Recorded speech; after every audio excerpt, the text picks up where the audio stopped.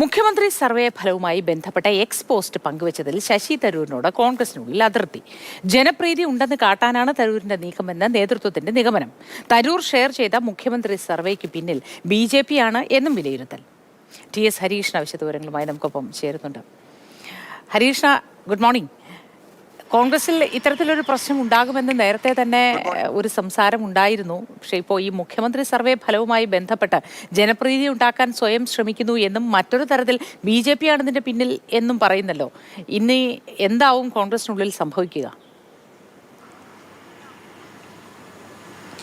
ഈ ശശി തരൂരുമായി ബന്ധപ്പെട്ട വിഷയം കോൺഗ്രസിൽ ഒന്ന് കഴിഞ്ഞ് മറ്റൊന്നായി വന്നുകൊണ്ടിരിക്കുന്ന ഒരു അവസ്ഥയാണ്. അതായത് ഇതിനു മുമ്പും നേതൃത്വവുമായി അഭിപ്രായ വ്യത്യാസം ശശി തരൂരിനുണ്ടായിരുന്നു, നമുക്കറിയാം. അടുത്തിടെ തന്നെ ഒരു സംഭവം ഉണ്ടായിരുന്നു. പക്ഷെ പുതിയത് മുഖ്യമന്ത്രി സ്ഥാനവുമായി ബന്ധപ്പെട്ടുള്ള വിഷയമാണ്. അതിൽ കോൺഗ്രസിൽ ശശി തരൂരിന് ഇത്ര അതൃപ്തി ഉണ്ടാവാൻ കാരണം ഈ നിരന്തരം ഉണ്ടാകുന്ന ഈ പ്രശ്നങ്ങളൊന്ന് മാത്രമല്ല, ഈ മുഖ്യമന്ത്രി സ്ഥാനത്തേക്ക് ഇപ്പം നിയമസഭാ തെരഞ്ഞെടുപ്പ് വരുന്നതേ ഉള്ളൂ. അപ്പം മുഖ്യമന്ത്രി സ്ഥാനത്തേക്ക് ആരെയും ഇപ്പം തന്നെ ഉയർത്തിക്കാട്ടണ്ട എന്നുള്ള ഒരു നിലപാടാണ് കോൺഗ്രസ് പാർട്ടിക്ക് ഉള്ളത്. അതുകൊണ്ട് UDF ഉൾപ്പെടെ ഉള്ളത്. അതുകൊണ്ട് തന്നെ ഇപ്പോഴേ മുഖ്യമന്ത്രി സ്ഥാനത്തേക്ക് ആരെയും ഉയർത്തിക്കാട്ടാൻ കാട്ടേണ്ട എന്ന് പാർട്ടി തീരുമാനിക്കുമ്പോൾ ഒരാൾ താൻ മുഖ്യമന്ത്രി സ്ഥാനത്തിന് യോഗ്യൻ എന്നുള്ള തരത്തിലൊരു പോസ്റ്റ് ഷെയർ ചെയ്യുന്നു. ഇതാണ് കോൺഗ്രസ് പാർട്ടിയിലെ ഒരു വിഭാഗത്തിനുള്ള അതൃപ്തിക്ക് കാരണം. മറ്റൊന്ന്, ഇപ്പോൾ തന്നെ സംസ്ഥാന സർക്കാരിനെതിരെയുള്ള പല പ്രതിഷേധ പരിപാടികളും UDF സംഘടിപ്പിക്കുന്നുണ്ട്, കോൺഗ്രസ് സംഘടിപ്പിക്കുന്നുണ്ട്.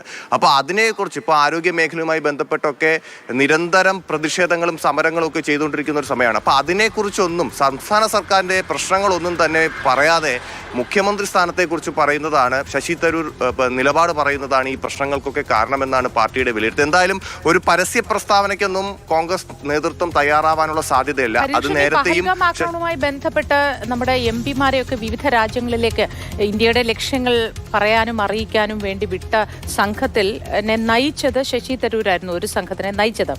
ആ തരത്തിലൊരു ദൗത്യം ലഭ്യമായ സമയത്ത് കോൺഗ്രസിനുള്ളിൽ തന്നെ ഒരു സംസാരം ഉണ്ടായിരുന്നു. ഇത് BJP അനുകൂലമായി പ്രവർത്തിക്കുകയാണ് ശശി തരൂർ എന്ന നിലയിൽ. കാരണം അന്ന് BJP സർക്കാരിനെ പ്രശംസിച്ചുകൊണ്ട് പലപ്പോഴും ശശി തരൂർ പ്രസ്താവനകൾ നടത്തുകയും ചെയ്തിരുന്നു. അപ്പോൾ ഇതിന്റെ പിന്നിൽ BJP ആണ് എന്ന തരത്തിലുള്ള ഒരു ചർച്ചയും ഒരു ആരോപണവും ഒക്കെ വന്ന സ്ഥിതിക്ക് ആ തരത്തിൽ എന്തെങ്കിലും ഒരു ഇടപെടൽ ശശി തരൂരുമായി ഒരു തുറന്ന ചർച്ച കോൺഗ്രസിനുള്ളിൽ ഉണ്ടാവുമോ?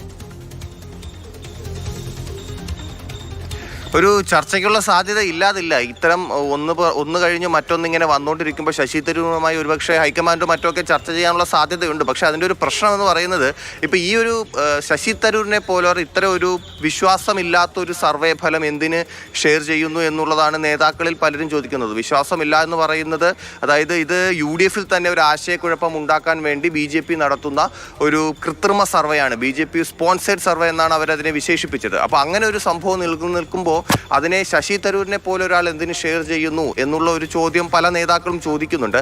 പക്ഷേ ശശി തരൂരുമായി ഈ വിഷയം സംസാരിക്കണമെങ്കിൽ അദ്ദേഹം ഇപ്പോൾ ഇന്ത്യയിലില്ല. അദ്ദേഹം ഇനി ഒരാഴ്ച കഴിഞ്ഞ് ഇന്ത്യയിലേക്ക് മടങ്ങിയെത്തൂ. അത് കഴിഞ്ഞ് എനിക്ക് തോന്നുന്നു ജൂലൈ 18 ആ സമയത്ത് മാത്രമേ ശശി തരൂരിന് കേരളത്തിലേക്ക്. എന്തായാലും നേതാക്കൾ പരസ്യമായ അഭിപ്രായം പറഞ്ഞില്ലെങ്കിലും ഹൈക്കമാൻഡുമായി ശശി തരൂരിനെ ഈ വിഷയങ്ങളൊക്കെ സംസാരിച്ച് ഒരു അനുനയ ശ്രമത്തിനുള്ള ശ്രമം എന്തായാലും നടക്കും. ശരി.